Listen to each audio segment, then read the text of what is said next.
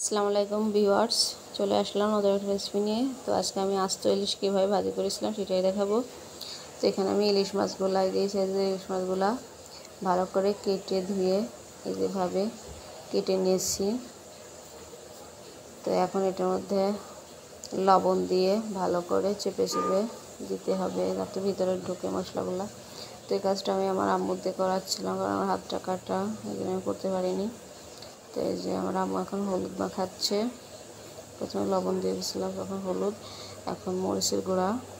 তো মরিচের গুঁড়াটা দিলে একটু ঝালটা হবে, এই জন্য মরিচের গুঁড়াটা ইউজ করলাম। তো আপনারা আপনাদের পছন্দ মতো ইনগ্রিডিয়েন্টস দেবেন। তো এখন একটু তেল দিচ্ছে।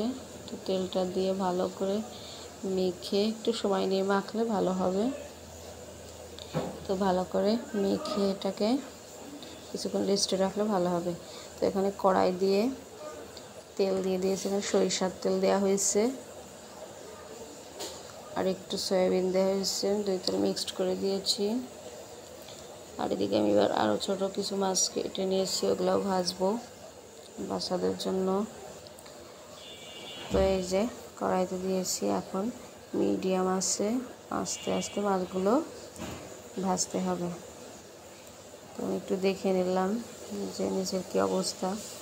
এখন কড়াইটা এদিকে ওদিকে একটু নিচে করে দিয়ে পুরো মাছটা সুন্দর করে ভাজতে হবে।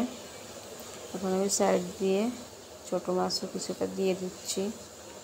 তো আপনারা এটা অনেকেই পারেন, আবার অনেকেই পারেন না।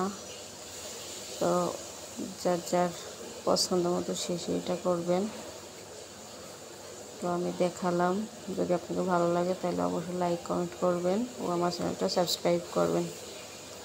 তো আমি যে খিচুড়ি দিয়ে খাবো, এই জন্য খিচুড়ি রান্না করা হয়েছে আমার। পাঁচটা খিচুড়ি রেসিপিটা আমি দেখালাম না, তো যে আমি উল্টে দিলাম।